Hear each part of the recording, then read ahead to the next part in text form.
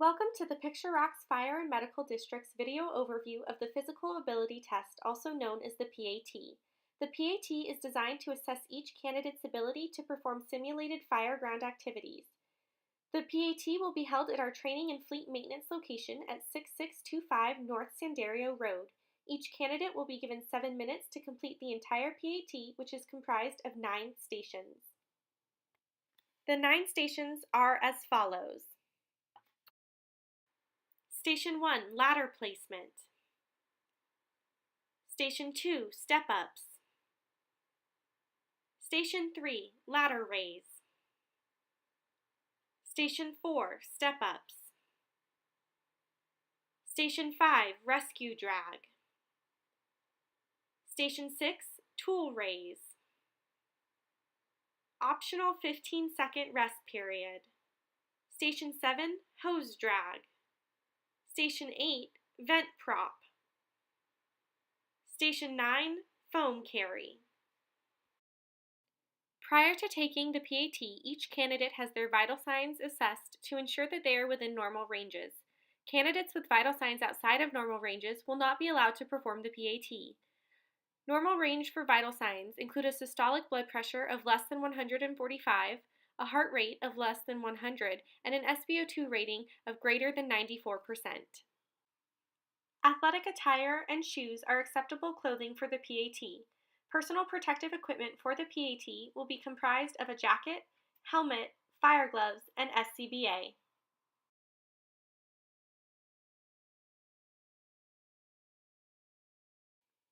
Station 1, ladder placement.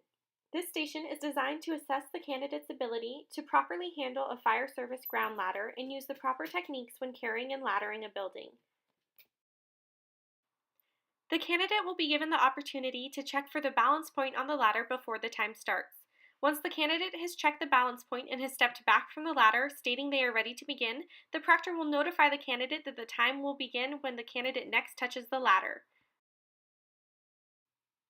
The candidate will then shoulder the ladder and walk the ladder around the building while clearing all overhead obstructions prior to laddering the building at the marked placement. The candidate will foot the ladder at the yellow line and raise the ladder against the building. Using rungs 2 and 5, the candidate will extend the foot of the ladder out, making sure there are 4 points of contact. The candidate will then step onto the ladder and check that the climbing angle is at the proper 75 degrees. Once the ladder is in place and ready to climb, the candidate will move on to the next station. Station 2, step-ups. This station is designed to test the physical endurance of the candidate as well as assess the candidate's cardio fitness level. The candidate will complete 10 step-ups at this station. Stepping onto the bottom rung of the ladder with both feet, the candidate will then proceed to step up to the second rung with both feet and step back down with both feet. This will complete 1 step-up. Once the 10 step-ups have been completed, the candidate will begin the next station. Station 3, ladder raise. This station is a simulation of raising a fire ground extension ladder for proper placement. The candidate will use the same ladder that was used for the step-ups for this station. The candidate will use the halyard to raise the ladder all the way up using the hand-over-hand technique. Once the ladder has been fully raised, the candidate will then lower the fly section, maintaining the same hand-over-hand technique. The ladder must be locked in at the bottom to complete this station.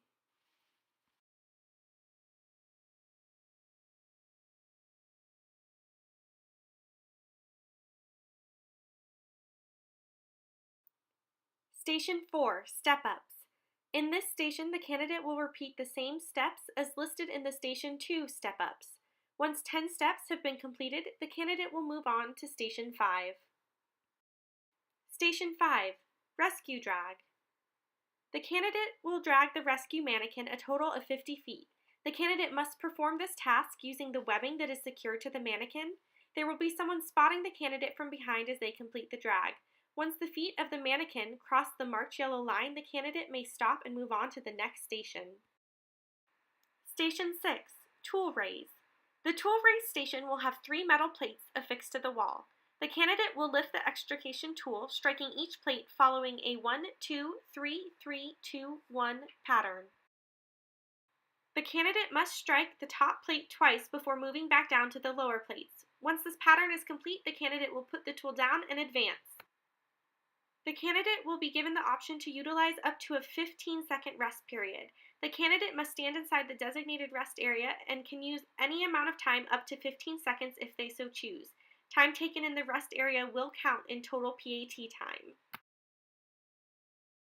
Station 7, hose drag.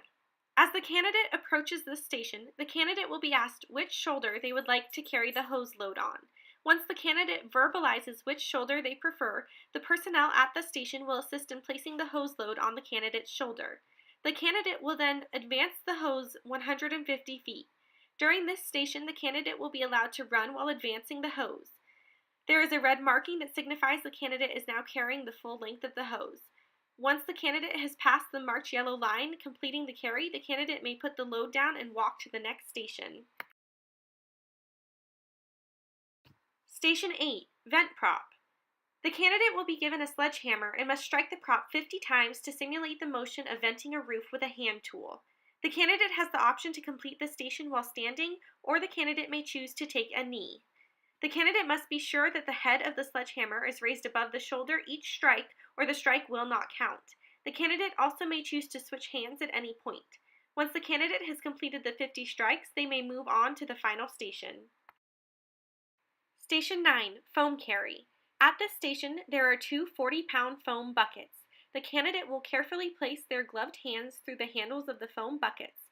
Once the candidate has a good grip, they will then walk the 50 feet carrying the buckets to the marked yellow line and set the buckets down.